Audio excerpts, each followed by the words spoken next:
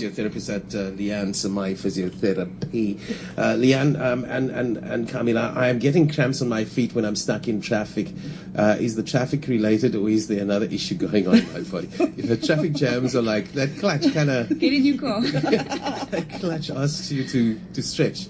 Tonight I'm going to be playing with the Choyong LC90. I'm actually going to be playing on medium wave quite a lot with the Texan AN200 loop, so I'll probably be making some medium wave videos.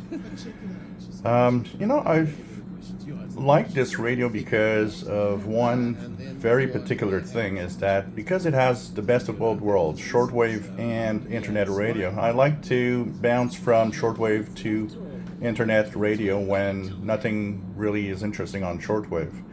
And since they fixed the birdie issues, radio has become much better. Hopefully they'll be able to fix the single sideband issues, and if they do, then this is going to become one of the great radios actually. It's not the best, it does overload quite a lot on the external antennas, but it's decent and it's sensitive. This is Cape Talk 567, which is a medium wave station in South Africa, on the Cape. And I've been playing around with tuning around different signals, and of course it's not perfect. Some stations don't come in, but they are going to issue more firmware updates. I know 4.6 is being tested with a lot of bug fixes and changes to the menu, so this is going to be interesting to test out. I will probably re-review it with the 4.6 when it actually begins its rollout and is available. So it's kind of fun. So now I'm on South Africa's Cape Talk station, 567 kilohertz in the medium wave band there in South Africa. Kind of remembers the days of good old Radio RSA.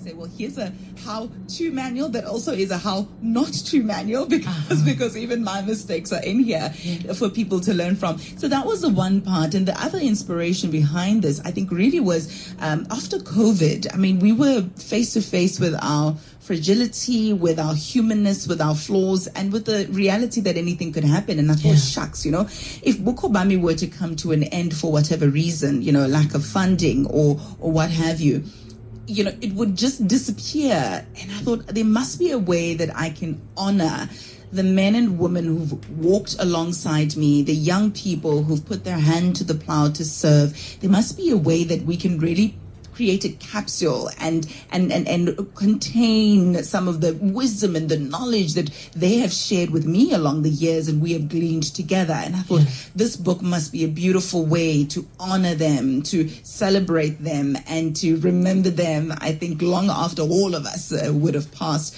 or even the organization for whatever reason. So to really answer questions on how to, but also to celebrate and honor those who have helped me along the way. Yeah.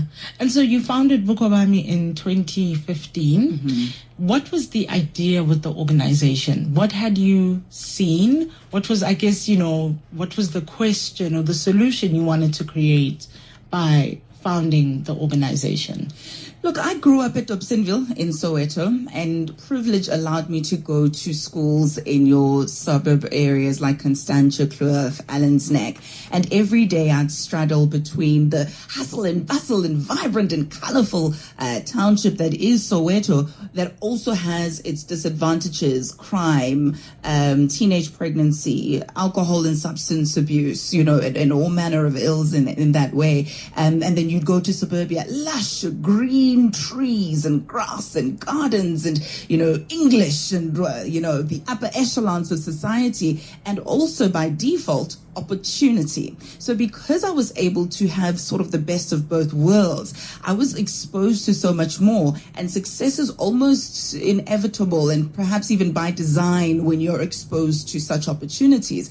And I thought to myself, going back to the township now as a young adult in my 20s, I would see young people who grew up alongside me. We used to play inketo, umgusha, skipping, all those things, but their trajectory was not as upward as mine or even as rapid, and it was through no fault of their own. It was not because they were not able or even willing to succeed, but because the system was set up in such a way that they had no access to those opportunities. And I thought there must be a way that we can bridge the two worlds, take the information, the exposure, the opportunities that we